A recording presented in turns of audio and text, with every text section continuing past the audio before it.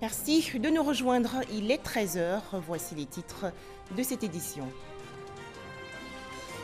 À la une, donc, la 17e journée de la médecine traditionnelle africaine, événement pour faire la promotion et réglementer ce type de médecine. En Côte d'Ivoire, environ 6000 tradithérapeutes sont enregistrés. Mais comment exercent-ils au quotidien leur profession? On en parle en début de journal. Ils sont ivoiriens, ils sont installés il y a de cela plusieurs années à Kigali, la capitale du Rwanda. Ils font la fierté de leur pays d'origine car ils ont réussi leur vie. Ces hommes et femmes nous parlent aujourd'hui de leur quotidien. Enfin, les élections législatives en Israël, Benjamin Netanyahou et Benny Gantz sont au coude à coude. Bonjour à tous et soyez les bienvenus.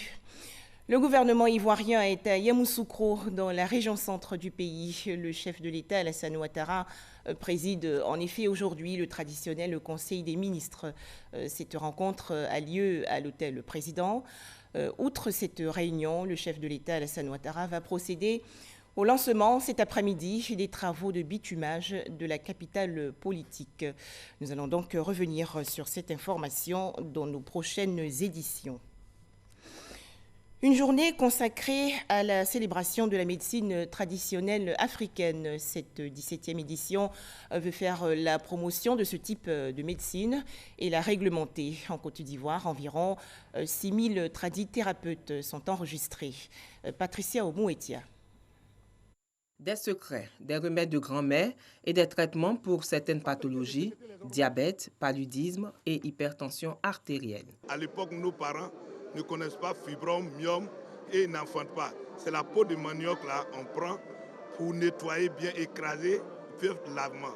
C'est un produit qui rajeunit. Ça redresse les nerfs, ça fortifie les vieilles personnes, ça rajeunit, ça enlève les rides. La tenue de la présente célébration de la 17e journée africaine de la médecine traditionnelle témoigne de certaines avancées et dénote la collaboration entre le secteur de la médecine traditionnelle et moderne. Véritable tribune d'échange entre le ministère de la Santé et les acteurs de la médecine, cette édition a donné l'opportunité aux acteurs de la médecine traditionnelle d'exposer leurs préoccupations. On demande au président de la République de nous aider à pouvoir identifier tous nos membres. Ça y va du développement de la Côte d'Ivoire. Pour le coordonnateur du projet, une liste fiable de tous les praticiens capables de soigner avec des médicaments à base de plantes homologuées a été déposée au ministère de la Santé. Les médicaments sont autorisés par le ministère de la Santé et de l'Hygiène publique. Ils sont sur le marché, des médicaments fiables de qualité qui prennent en charge ou qui sont utilisés pour la résolution des problèmes de santé des populations. Reconnu depuis 1995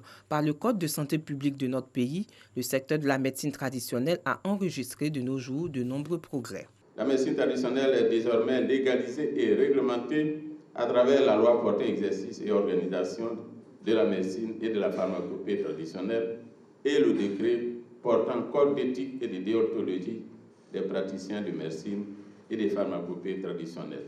Les praticiens venus de toutes les régions du pays ont tenu à valoriser leur patrimoine culturel à travers une exposition vente de médicaments et les produits issus de la médecine et de la pharmacopée traditionnelle.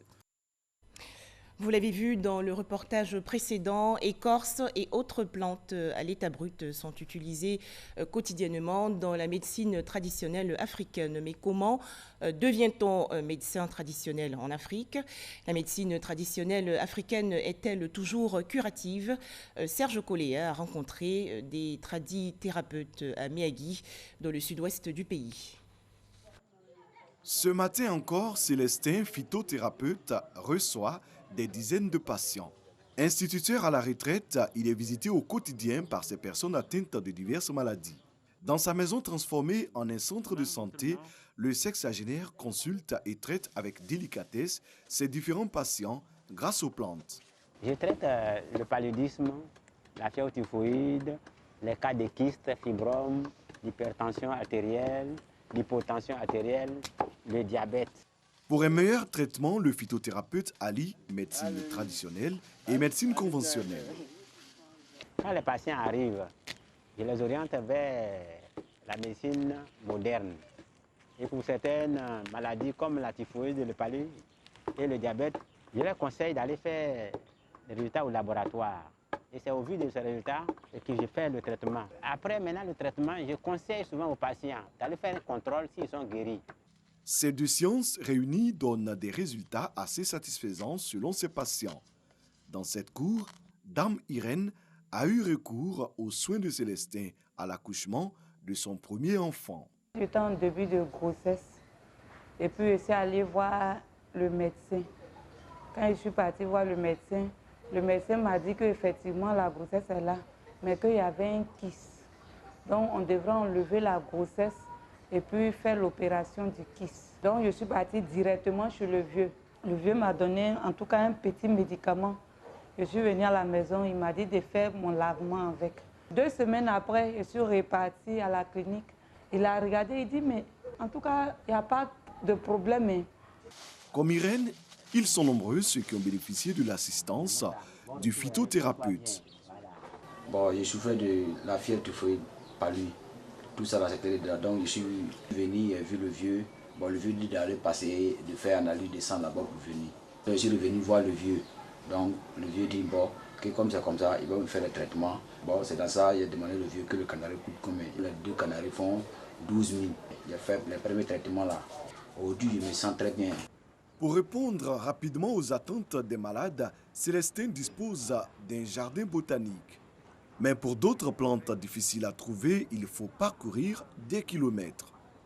Le capital d'État commence à disparaître. Et alors que nous, sans les plantes, on n'est rien. Je me déplace pour aller faire 2 fois au village. Hein? Et des fois, je vais voir 15 km. Voilà. Au village à Oumé, ici, chez moi, c'est loin. Pour venir avec les plantes, tout ce que vous voyez là, ce n'est pas d'ici. En 2018, ce sont 1347 malades qui ont été reçus, 626 femmes et 721 hommes.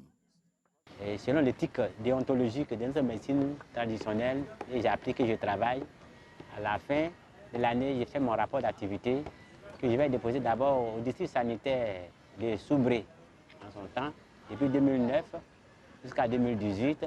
Et je dépose encore un exemplaire du rapport d'activité à la direction du programme de la médecine traditionnelle à Abidjan. Comme cette année, Miyagi est érigé maintenant en district sanitaire, j'ai déposé mes résultats de 2018. Dans la localité de Miyagi, les tradipraticiens sont légion. Seydou est rebouteur. Il exerce ce métier depuis 34 ans. Sa spécialité, le traitement des fractures du pied, du genou, du bras et des autres parties du corps. Je soigne avec du beurre de karité les personnes qui ont des fractures au niveau du pied, du bras et des autres membres du corps. Pour le traitement des malades, il utilise juste du beurre de karité et demande un tas de fagots.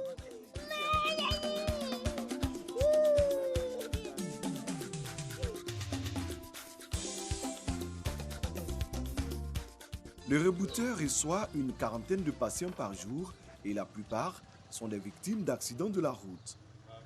J'ai eu un accident de moto. J'étais à Soubré pour des radios et puis on m'a dit que ce sont les bras qui sont cassés. Je devais venir chez moi pour tirer les bras.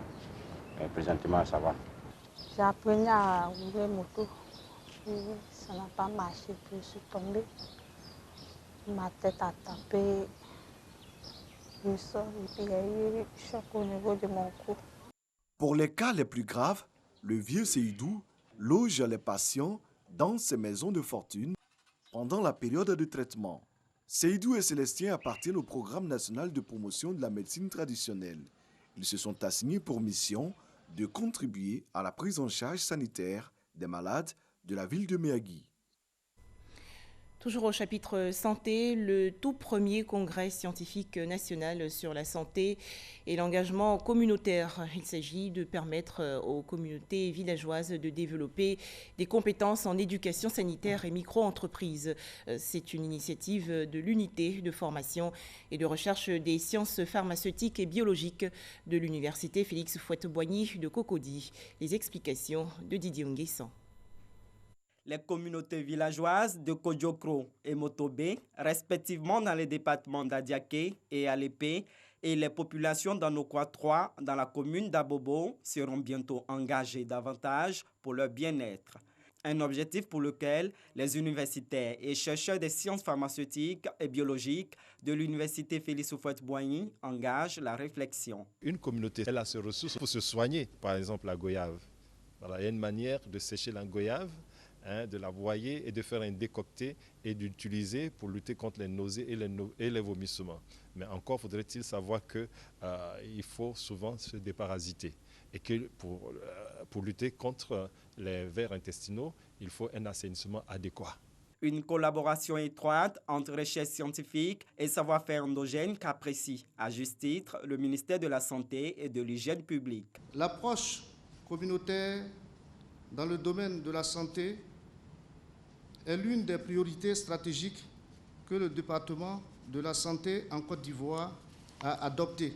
S'il est vrai que beaucoup reste à faire, le premier congrès scientifique national vient à propos en montrant l'importance de l'implication des communautés à travers leur engagement.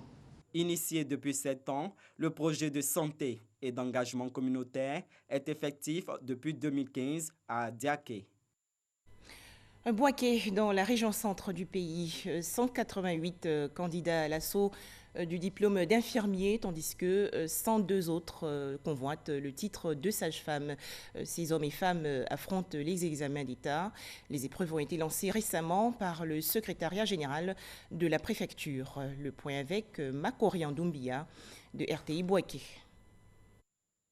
290 étudiants de la 27e promotion de l'Institut national de formation des agents de santé INFAS sont soumis aux épreuves des examens d'état d'infirmiers, infirmières et sages-femmes. J'ai à réviser les cours et à traiter les anciens sujets qu'on a eu à faire pendant les évaluations au cours de l'année. Je suis confiante. Ces étudiants à l'assaut des diplômes d'état composent dans les matières suivantes: la planification familiale, la gynécologie obstétrique, la chirurgie, les soins infirmiers en médecine, la pédiatrie et la santé publique. Des conseils d'usage des autorités aux étudiants. Faites en sorte que l'antenne de l'INFAS de Boaké soit la meilleure au thème de vos 2 jours de composition. Le diplôme d'État que vous recherchez depuis 3 ans, ce matin est entre vos mains. Donc à vous de jouer. Bonne chance à vous. Selon le chef d'antenne de l'Institut national de formation des agents de santé publique, toutes les mesures sont prises pour que les examens se déroulent dans la transparence. Tout étudiant qui n'a pas d'activité, qui n'est pas candidat au diplôme d'État cette année-là, personne n'est là. Aucun étudiant ne doit venir en salle avec un portable. Celui qui se fait prendre, ça c'est risque et péril. Deuxièmement, tous les étudiants restent en place jusqu'à la fin de la compo. Les épreuves dureront 2 jours et les résultats sont attendus pour le 5 décembre 2019. Voilà des précisions de Makorian Doumbia et Kwadio Kwame de RTI Boaké. Direction à présent Tiapoum, dans le sud-est du pays. Cette ville est désormais dotée d'un district sanitaire. Il s'agit pour le ministère de la Santé et de l'Hygiène publique d'offrir des soins et services intégrés de qualité aux populations de cette localité. La localité de Tiapoum, chef-lieu de département dans la région du Sud Comoé, vient d'être dotée d'un district sanitaire. La structure est dirigée par Dr Daféata Kofi Lucien. Il a reçu les charges des mains de Seka Asileoni, directrice départementale de la santé d'Adiaké, dont dépend Tiapoum. C'est le préfet de Tiapoum, Kone Vakaba, qui a supervisé cette passation de charges. Il a appelé les populations à fréquenter les structures sanitaires du département qui, à ce jour, sont plus portées sur les localités du Ghana voisin pour les actes sanitaires. Le département de Tiapoum vient d'être érigé en département sanitaire. Aujourd'hui, force est de constater que nous avons des médecins compétents, des infirmiers compétents, des auxiliaires de santé compétents pour faire le travail qu'il faut. Nous voudrons leur demander désormais de venir ici. Le district sanitaire de Tiapoum couvre les sous-préfectures de Noé, Nouamou et Tiapoum. L'offre sanitaire est constituée d'un hôpital général, 2 centres de santé urbains, 6 centres de santé ruraux et 2 dispensaires. Les autorités sanitaires de la région du Sud Comoé indiquent que même si des efforts restent à fournir pour le relèvement de leurs plateaux techniques respectifs, les populations peuvent être assurées d'être bien accueillies et soignées convenablement. Plus loin, dans la région centre du pays, le ministre de l'Équipement et de l'Entretien routier, Amédée Kouakou, a rencontré récemment les populations de Séman. Il s'agissait de trouver une solution au blocage des travaux de l'autoroute Yamoussoukro-Tiébissou. Les détails avec Léon Brou de RTI Bouaké. Plus d'entraves, encore moins de grincements de dents à Séman, commune de Yamoussoukro. Le prolongement de l'autoroute du Nord jusqu'à Bouaké peut donc désormais s'effectuer aisément, notamment en ce qui concerne les travaux de la section Yamoussoukro-Séman. Le ministre de l'Équipement et de l'Entretien routier vient de dissiper l'inquiétude des populations quant au déplacement du cimetière de leur village. Dans les normes, aucune autoroute ne peut passer dans un village pour des problèmes de sécurité routière. Donc c'est la raison essentielle pour laquelle le tracé a été légèrement modifié de sorte à ce que ça ne traverse pas le village. Mais la chose essentielle, c'était qu'ils avaient pensé que leur cimetière allait être déplacé, je les ai rassurés, au nom du gouvernement. Séman et son cimetière dévié par l'autoroute qui va engendrer pour le village de nombreuses retombées. Explication de l'émissaire du gouvernement qui retiennent l'attention des populations. Nos mamans de ce village vendent au bord de la route. Dans le projet, il est prévu qu'un marché soit construit au bord de la nouvelle autoroute pour permettre qu'elles puissent continuer donc leur activité. Le marché des femmes, la réhabilitation de l'école, clôture du centre de santé, comme l'a annoncé M. le ministre, nous sommes vraiment heureux. Le prolongement de l'autoroute du Nord de Yamoussoukro à Bouaké porte sur 132 km pour environ 260 milliards de francs CFA. La levée de l'obstacle de Séman, le dernier du genre, marque la volonté du chef de l'État de doter de la Côte d'Ivoire d'infrastructures pour son développement dans la cohésion et la paix, indique le ministre de l'Équipement. Intéressons-nous à présent à la crise pétrolière au Moyen-Orient. Les autorités d'Arabie Saoudite, on le sait, ont invité des experts régionaux et des Nations Unies à enquêter sur les attaques de drones survenues dans 2 des plus grands sites pétroliers du pays. Ces offensives, faut-il le préciser, ont réduit la production mondiale de pétrole de 5%. On en parle avec Jean-Louis Gbangbo. Déjà une augmentation de 15% du prix du baril du pétrole à l'international. C'est le constat fait depuis le samedi dernier, après les attaques par les drones des installations et de champs pétrolifères en Arabie Saoudite. Ces attaques ont amputé de moitié les capacités d'exportation du premier producteur mondial d'or noir. Si l'Arabie Saoudite perd 5,7 millions de barils par jour du fait de ces destructions, les conséquences à l'échelle mondiale sont indéniables. Il s'agit de la plus forte baisse de production de l'histoire pétrolière. C'est 5% de la consommation mondiale qui se trouve ainsi impactée. Les usines détruites au nord-est du pays étaient appelées le talon d'Achille de l'économie mondiale par les spécialistes. C'est un endroit où le pétrole brut, tout juste extrait, est nettoyé et préparé pour l'exportation. Près de 70% des ventes de pétrole saoudiennes transitent par ces installations d'Abaqaiq, qui sont les plus importantes au monde. Et il va falloir plusieurs mois pour réparer les dégâts de l'attaque. À ce jour, les coûts pétroliers représentent environ 30% du prix des carburants. La persistance de ce haut niveau des prix va donc dépendre de la capacité de l'Arabie Saoudite et des autres pays producteurs à compenser la chute du nombre de barils produits par Riyad. Retour en Côte d'Ivoire et nous parlons agriculture. www.firca.ci, c'est le nouveau site internet du Fonds interprofessionnel pour la recherche et le conseil agricole. Le FIRCA a lancé hier cet outil de travail désormais redynamisé. Ce portail d'information va permettre au grand public de mieux connaître les activités du Fonds interprofessionnel pour la recherche et le conseil agricole. Nadia Edja et Cheikh Koné. Il regroupe les informations relatives à la filière agricole et constitue l'outil numérique principal du Fonds interprofessionnel pour la recherche et le conseil agricole, FIRCA. Le site internet du FIRCA, créé pour la première fois en 2006, vient d'être actualisé pour une meilleure accessibilité. Avec des contenus diversifiés allant des notes d'information à des vidéos sur différentes thématiques, ce site va contribuer à améliorer l'activité du producteur. C'est ce qu'on a besoin pour aller dans le professionnalisme. C'est à nous, président d'une société coopérative, d'aller avec ces outils-là vers les producteurs pour qu'ils puissent s'approprier afin d'améliorer leurs conditions de vie. Pour le directeur du FIRCA, la digitalisation de la filière est indispensable afin de briser l'image d'une agriculture archaïque. L'agriculture, dans l'esprit de la majorité de la population ivoirienne, reste une activité peu rentable et pas moderne. Le FIRCA veut contribuer à corriger ces faux clichés en promouvant l'image d'une agriculture moderne et attrayante pour amener les hommes et les femmes, surtout les jeunes, à s'intéresser à nouveau à ce secteur au potentiel qui reste sous-exploité. Notons que la digitalisation intervient à plusieurs niveaux de l'agriculture. À titre d'exemple, l'utilisation de drones pour la gestion des plantations, l'utilisation des capteurs pour collecter des données à des fins scientifiques et l'implication de la robotique dans la réalisation de certaines tâches. On poursuit avec l'édition 2019 du Prix des droits de l'homme. Thème retenu, la gouvernance foncière basée sur les droits de l'homme. Le lancement officiel de ce prix s'est déroulé hier dans la commune de Cocody. Ahmed Traoré et Herman Guivet. La gouvernance foncière basée sur les droits de l'homme, c'est autour de ce thème que les candidats pour le Prix des droits de l'homme devront compétir cette année.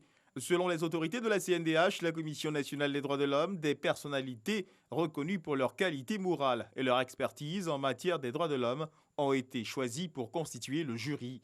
Mamadou Yenema Koulibaly, anciennement garde des Sceaux, ministre de la Justice, des droits de l'homme et des libertés publiques, en est le président. Il justifie le choix du thème de cette édition. Les conflits que nous connaissons dans notre pays sont basés sur le foncier rural et l'expertise des membres du jury.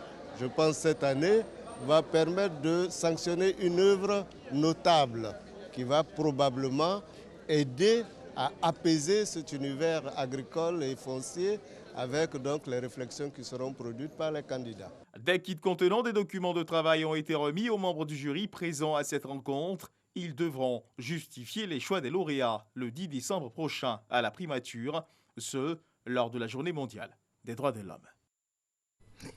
Comme annoncé dans les titres, partons maintenant à la découverte de 3 ressortissants ivoiriens installés au Rwanda. Ces hommes et femmes exercent dans l'aviation, l'enseignement et le pétrole. Ils sont d'ailleurs bien intégrés à Kigali, la capitale, et font la fierté de leur pays d'origine, la Côte d'Ivoire. Ils sont au micro de Noé Nyagno Sakalou.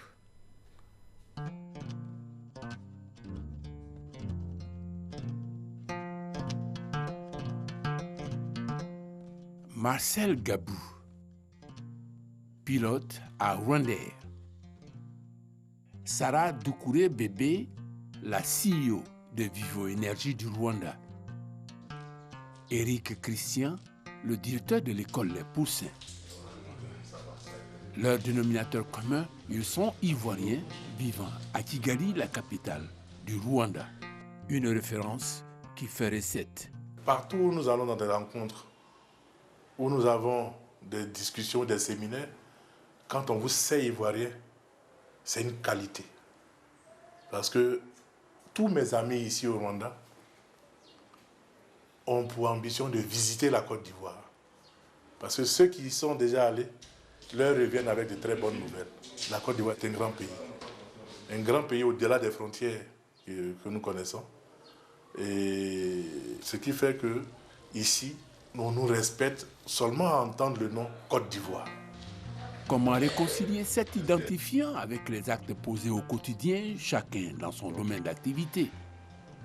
Le capitaine Gabou, pilote en chef de Rwandair, un témoin éloquent. Captain Gabou is our chief pilot, as you know. He's very tough. Capitaine Gabou est notre chef pilote.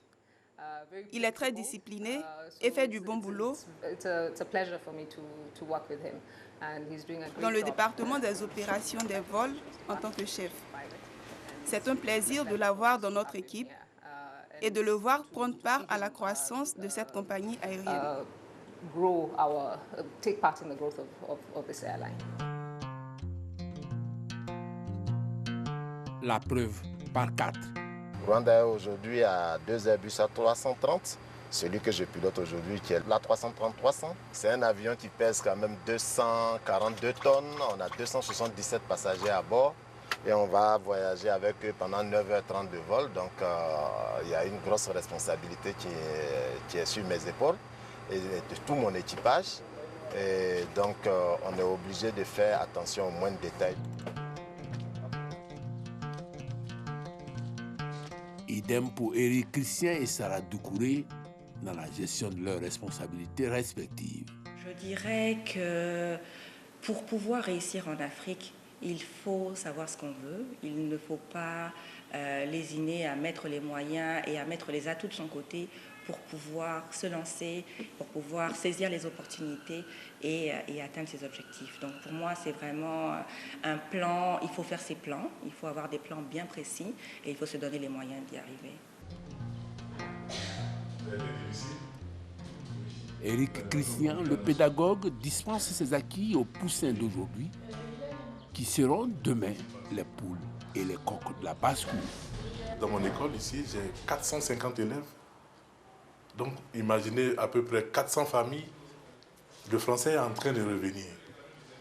Et avec la chance que nous avons eue d'avoir Mme Louise Mouchiki-Wabo comme secrétaire générale de la francophonie, ce qui nous amène à renforcer notre ambition en matière de langue française, à aller enseigner la langue française dans le plus petit hameau.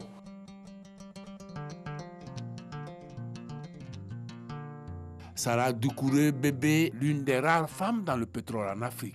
Un secteur à forte dominance masculine s'emploie à tirer son épingle du jeu. Le domaine pétrolier est un secteur assez masculin, mais ce n'est pas impossible. Donc il faut vraiment avoir cette volonté-là et se donner les moyens d'y arriver.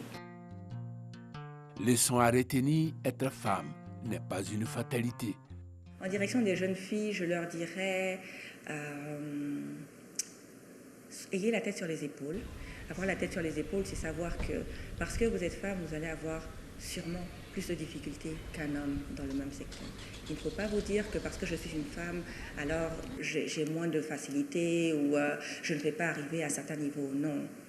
Si vous voulez vraiment évoluer dans le milieu professionnel, alors il faut oser. Ces ambassadeurs d'un genre nouveau ont quelquefois le mal du pays. L'habitat me manque par moment au niveau familial, au niveau des amis, mais quand vous avez une conviction dans la vie, quand vous avez des ambitions personnelles à réaliser, vous êtes obligé d'aller là où vous pouvez trouver votre bonheur. Abidjan me manque beaucoup, j'y vais régulièrement et à part peut-être le climat, on va dire un peu plus tempéré ici, je me sens un peu, c'est un peu mon Abidjan à moi. Hein. On se retrouve un peu, on a nos traditions culinaires ici aussi. On a ramené un peu les traditions culinaires ivoiriennes ici. Je pense que vivre en Afrique, hein, c'est un choix et il faut vraiment pouvoir s'adapter dans tous les contextes. Vous avez dit s'adapter. C'est le lot quotidien du pilote. Un vol ne ressemble pas à un autre. Donc chaque fois que je viens faire un vol, ça nécessite une préparation personnelle.